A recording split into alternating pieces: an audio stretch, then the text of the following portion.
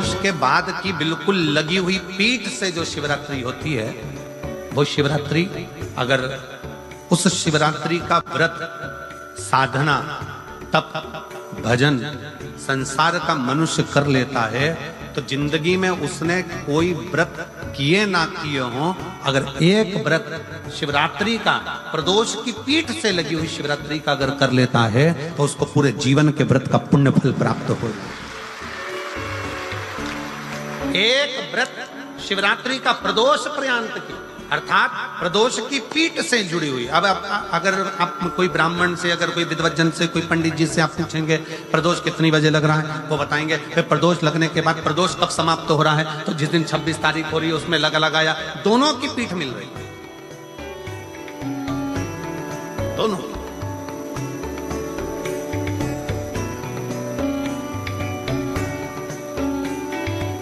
करो व्रत। आपने कितनी भी एकादशी के व्रत करे हो, कितनी भी द्वादशी के व्रत करे हो, कितनी भी चतुर्थी व्रत करे हो, कितनी भी तीज व्रत करे हो, कितनी भी अष्टमी का व्रत करा हो, कितनी भी नवरात्रि के व्रत करा हो, कितनी भी तीज का व्रत करा हो, चाहे दुनिया के कितने भी व्रत आपने करे हो, अगर आपने एक महाशिवरात्रि का व्रत नहीं करा तो कोई व्रत का पुण्य फल आपके खाते के अंतर आ नहीं पाता। शिवरात्रि के व्रत की इतनी मूलता है। पर एक निवेदन है, अगर कोई बुजुर्ग है, कोई बीमार है, कोई बूढ़ा व्यक्ति है, बहुत बीमार है, तो उसको निवेदन है आप व्रत ये नहीं कि 24 घंटे का करो, आप व्रत 2 घंटे का कर लो, 1.5 घंटे का कर लो, 1 घंटे का कर लो, 15 मिनट का करो। पर निवेदन है कि जो बीमार व्यक्ति है वो आधे घंटे, 1 घंटा, 2 घंटा, 6 घंटा, 15 मिनट पर शंकर की शिवरात्रि का व्रत ये विचार कर करना, बहू बेटा नाते रिश्ते सबको कह देना। कोई बीमार व्यक्ति है ना, वो शिवरात्रि का प्रसंग कहता है अपने मन की अभिलाषा रखकर तुम्हें जो चाहिए, एक काली मिर्ची और तिल्ली के, काली तिल्ली के 7 दाने, एक काली मिर्ची और तिल्ली के, काली तिल्ली के कितने दाने? 7 दाने हथेली में रखकर अपनी कामना कर कर मन से अपने मन के बात को कहकर शंकर भगवान के शिवलिंग पर चढ़ा दीजिए। आपकी मनोकामना, कहते हैं हर महीने शिवरात्रि आती है, इस शिवरात्रि पर, मुख्य शिवरात्रि पर चढ़ाओगे, अगले महीने की जब शिवरात्रि आएगी तो आपकी मनोकामना पूरी हो जाएगी। 1 काली मिर्ची और 7 काली तिल्ली के दाने, मात्र 7। महाराज, जिसके घर में क्लेश रहता हो, बहुत ज्यादा लड़ाई झगड़े हो रहे हैं, सास बहू के झगड़े, ना बहू कुछ सुनने को तैयार, ना सास सुनने को तैयार, और घर में बेचारे पुरुषों की आफत, यहाँ भाई भाई झगड़ रहे हो, सास बहू में झगड़ रही हो, कुछ मत करिए। गेहूं की बाली को तोड़ो, गेहूं की बाली जानते हो ना, जिसमें आप लोग तो गेहूं की बाली को तोड़ना है, और बाली 7 बाली तोड़कर अपने घर में घुमाकर अपने घर का नाम और गोत्र बोलकर उसको शंकर को समर्पित कर दीजिए। जिंदगी में कभी सास बहू का झगड़ा नहीं होगा। महाराज, शिवरात्रि के दिन उसको समर्पित करिए, आपके घर में कभी क्लेश नहीं मच सकता। 12 महीने शिवरात्रि आती है, और शिवरात्रि के दिन रात्रि को 12 बजे शंकर भगवान पर एक धतूरा चढ़ा दो। क्या चढ़ाना है? जम के बोलिए जरा, धतूरा। ये शंकर भगवान को धतूरा चढ़ा दो। 12 बजे रात्रि को शिव जी पे धतूरा चढ़ाओ, आधे घंटे तक धतूरा चढ़े रहने दो, और आप श्री शिवाय नमस्तुभ्यम का जाप करो। जिस शंकर जी पे धतूरा चढ़ाए उस मंदिर के बाहर बैठकर कौन सा मंत्र जपना है? श्री शिवाय नमस्तुभ्यम। फिर से बोलो, श्री शिवाय नमस्तुभ्यम। धतूरा चढ़ाकर श्री शिवाय नमस्तुभ्यम का स्मरण करिए। और जो दुकान नहीं चलती हो, घर में लक्ष्मी नहीं टिकती हो, खेत में फसल अच्छी नहीं आती हो, संपदा नहीं आ रही हो, बस उस धतूरे को लाल वस्त्र में बांधकर अपनी दुकान में, अपने व्यापार में, अपने घर में रात को 12:30 बजे उठाकर लाओ, और 4 बजे के पहले उसको अपनी दुकान, व्यापार, व्यवसाय में उसको बांध दीजिए। और अगर जो जमीन फसल सही नहीं दे रही हो, उस जमीन में ले जाकर गाड़ दीजिए। आपको जीवन में कभी तकलीफ नहीं भोगना पड़ेगी, लक्ष्मी बढ़ती चली जाएगी, महाराज, संपदा बढ़ेगी। जो व्यक्ति ज्यादा बीमार रहता हो, बहुत बीमारी उसको घेरे रहती हो, परेशान रह रहा हो, बीमारी बनी हुई है, तो बोर चढ़ाइए। बेर, क्या बोलते हैं यहाँ पर? बेर की बोर, वो खाने वाला बेर जो होता है, उस बेर को 7 बेर ले लो, और 7 बेर को लेकर अपने ऊपर से घुमाकर शिवरात्रि की दोपहर के 12 बजे शंकर भगवान के शिवलिंग पर ले जाकर उस बेर को चढ़ा दीजिए। आपका रोग, आपकी बीमारी मात्र 3 महीने के अंदर समाप्त हो जाए। जब आपको लगे कि हमारे घर में बहुत तकलीफें बढ़ गई हैं, बहुत दुख बढ़ गया, बहुत कष्ट, अपार कष्ट बढ़ गया, बहुत दुख हमारे जीवन में बहुत बढ़ गया है। तो शिव पुराण कहती है कभी मौका मिले एक बेलपत्र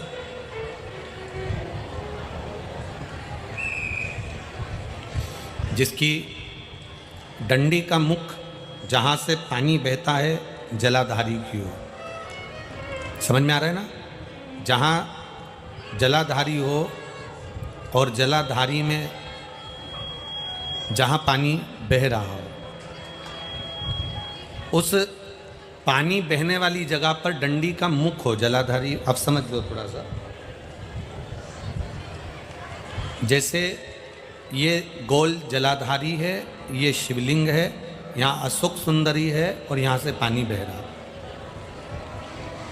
ये डंडी का जो मुख होता है,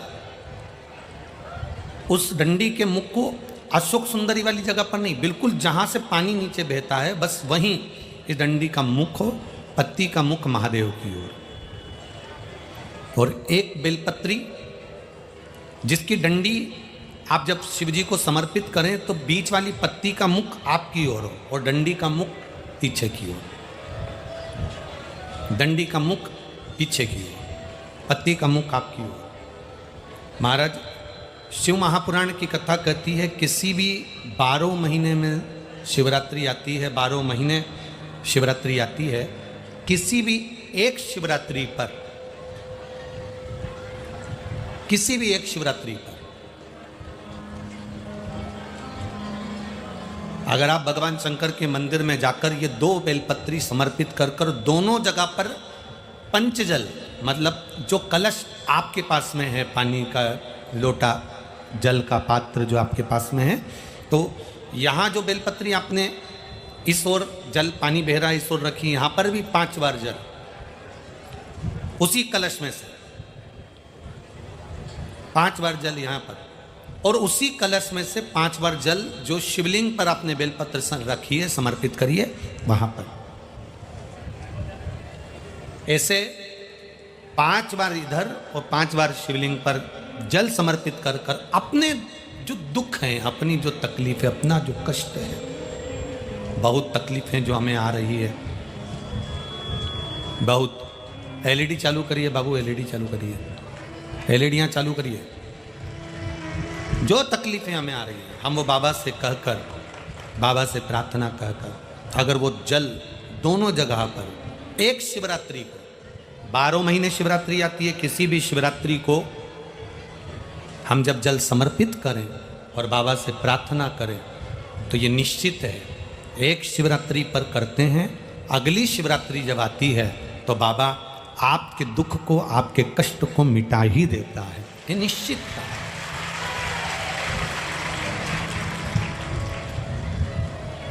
एक बेलपत्र शिवलिंग के ऊपर और एक बेलपत्र बाबा के जलाधारी के सम्मुख, अशोक सुंदर वाली जगह पे नहीं, अशोक सुंदर वाली जगह तो बीच में रह गई, पर थोड़ा आखिरी कोना, आखिरी कोना समर्पण करा।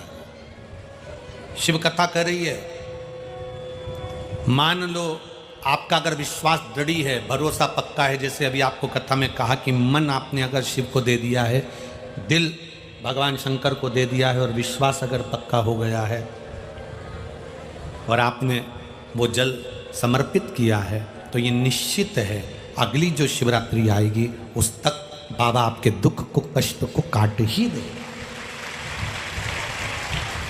पर विश्वास के साथ फिर निवेदन करेंगे, जल भी चढ़ाओ तो विश्वास के साथ, बेलपत्र भी चढ़ाओ तो विश्वास के साथ, धतूरा भी चढ़ाओ तो विश्वास के साथ, एक पुष्प भी अगर समर्पित कर रहे हो तो विश्वास के साथ करिएगा, भरोसे के साथ करिएगा। केवल एक लोटा जल, एक लोटा जल नहीं है, तुम्हारा प्रेम है जो शिव पर उंडेलने के लिए जाते हो, तुम्हारे घर की दशा है जो शिव को देने के लिए जाते हो, अपने घरों का विचार है जो शिव को देने के लिए जाते हो। मंदिर जाते होगे, दूसरे मंदिर में भी आप जब जाते होगे तो वहाँ पर पंडित जी आपके हाथ में इतना बड़ा तांबे का पात्र होता है,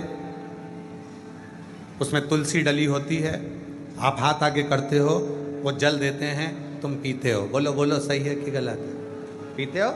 वो पंडित जी देते हैं हाथ में और तुम लेते हो। कभी पंडित जी से पूछा कि ये जल की महत्वता इतनी क्यों है?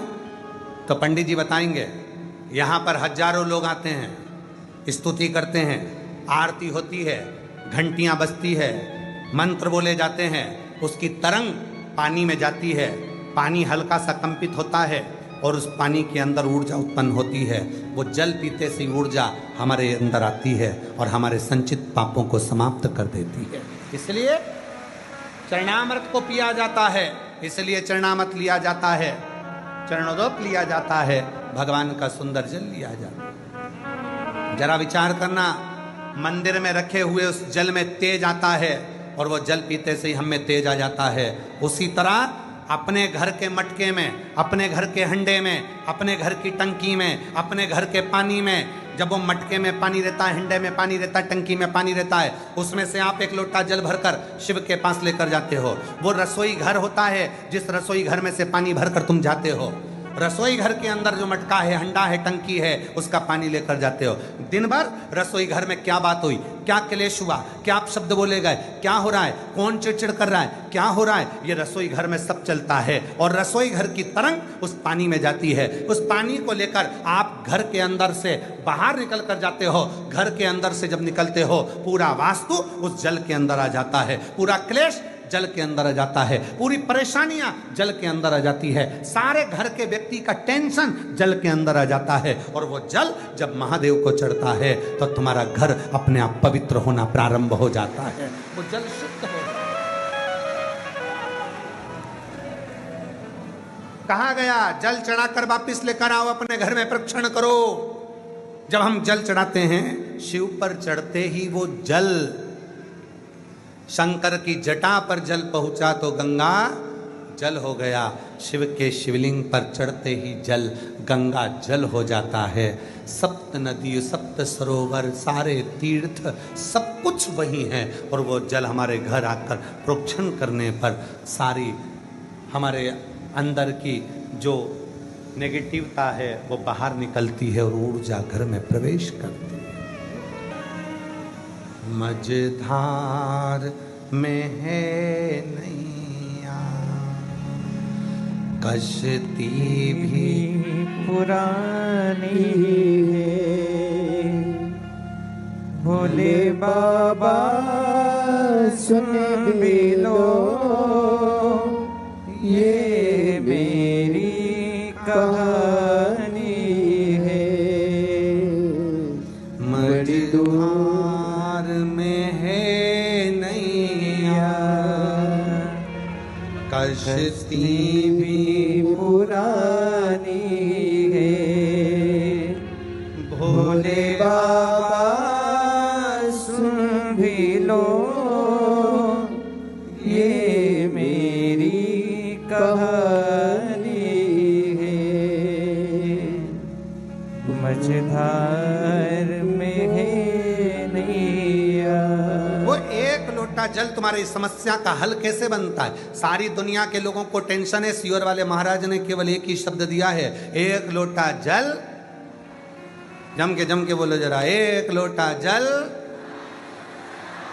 ये पूरे विश्व में, केवल भारत देश में ही नहीं, विदेश में भी इस बात की चर्चा है कि एक लोटा जल सारी समस्या का हल कैसे बन सकता है। ये नारा कैसे बन गया, ये बच्चे बच्चे के मुख पर कैसे आ गया, ये बुजुर्गों के मुख पर कैसे आ गया। साधु संत सन्यासी तपस्वी साधक उपासक, कोई भी ब्राह्मण क्षत्रिय वैश्य शूद्र कोई भी हो, उसके मुख पर यह मंत्र है कि एक लोटा जल सारी समस्या का हल है। आखिर इस पे विचार करा गया कि ये जल समस्या का हल कैसे हो जाता है, क्योंकि सारी समस्या घर में आती है। दुकान की बात भी घर में आती है, फैक्ट्री की बात भी घर में आती है, व्यापार की बात भी घर में आती है, बच्चे भी घर में बात करते हैं। और जब घर में मंथन होता है विचारों का, सब टेंशन घर में जब आता है तो वो जल में तरंग जाती है, और जल में वो तरंग गई और वही लोटा भरकर जब शिव को चढ़ा तो सारी समस्या शिव की हो गई और उसका हल निकलना प्रारंभ हो। 12 महीने की शिवरात्रि नहीं कर पाता और 12 महीने शंकर जी का पार्थिव लिंग का पूजन नहीं कर पाता,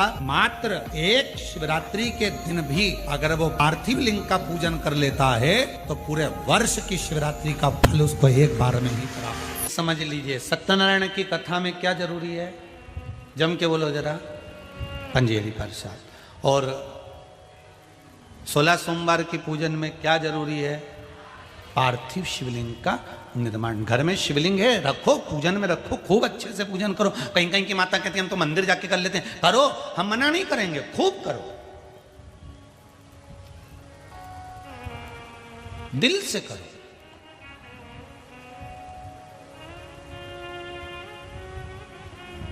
पर बालू मिट्टी के बनाए भोलेनाथ,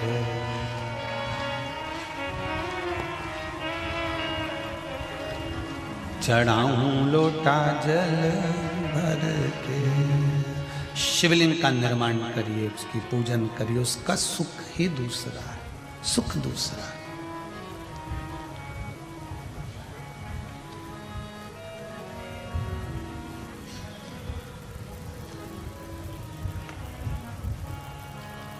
क्या होता है शिवलिंग के निर्माण से? क्यों लिख दिया लिंग पुराण के अंतर्गत, नर्मदा पुराण के अंतर्गत, स्कंद पुराण में, शिव पुराण में, देवी भागवत में क्यों लिखा कि शिवलिंग का निर्माण करिए? कारण जब व्यक्ति किसी चीज का निर्माण करता है तो पूरा दिल और दिमाग लगाता है। लगाएगा कि नहीं लगाएगा? दिल भी वहां लगाएगा, दिमाग भी वहां लगाएगा। मिट्टी का जब शिवलिंग बनाएगा, बालू रेत का जब शिवलिंग का निर्माण करेगा तो दिल और दिमाग लगाकर फिर उसका निर्माण करता है। उतनी देर, जितनी देर वो दिल और दिमाग भगवान शंकर के निर्माण में लगाता है, भगवान उसके भाग्य के निर्माण में लग जाता है। आप शंकर के शिवलिंग का निर्माण करते हो और शंकर भगवान आपके भाग्य का निर्माण करते हैं। जितनी देर हमें शंकर के शिवलिंग के निर्माण में लगता है, जितनी देर लगता है,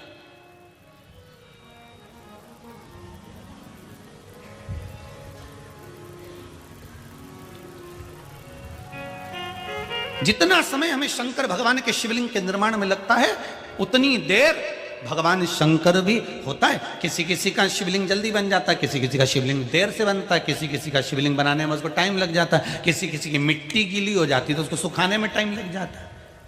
किसी किसी ने नंदी बनाया तो वो फैल गया, किसी ने शिवलिंग बनाया तो वो नीचे हो गया, तो वो किसी किसी को टाइम लग। तो समझो कि उसने शिवलिंग बनाया तो उसका तुरंत बन गया, तुम्हारे शिवलिंग में टाइम क्यों लग रहा है? तो जरूर समझ जाना कि भगवान मेरे को गढ़ने में थोड़ा समय लग रहा है, मतलब मेरे भी भाग्य को भगवान को लिखने में थोड़ा समय लग रहा है, इसलिए मेरा शिवलिंग बनाने में मुझे थोड़ा सा समय लग रहा है, मुझे थोड़ा समय लग रहा है। बने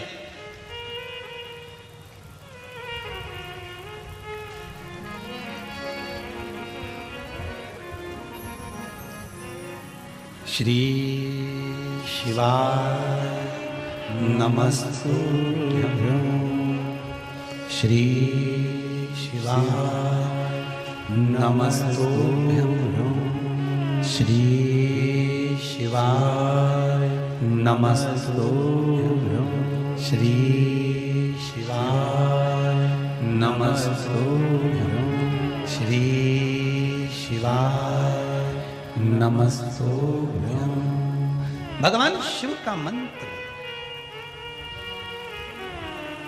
बलधरा का नियम था शिवलिंग का निर्माण करना, पूजन करना, अर्चना करना, आराधना करना। उसमें बल कहाँ से आता था?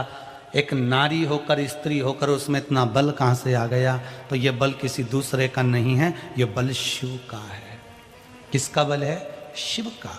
आप अगर शंकर के मंदिर में जाकर एक लोटा पानी चढ़ा रहे हो तो आपके जीवन में आप किसी के भी सामने दम से खड़े हो सकते हो कि हाँ, मुझे पीछे से सपोर्ट करने वाला मेरा देवाधिदेव महादेव मेरे पीछे खड़ा हुआ है। अकाल मृत्यु वो मरे जो काम करे, चंडाल का काल उसका क्या बिगाड़े, जो भक्त हो महाकाल का। मेरे पीछे महाकाल खड़ा हुआ है, मेरे पीछे देवाधिदेव महादेव खड़ा हुआ है।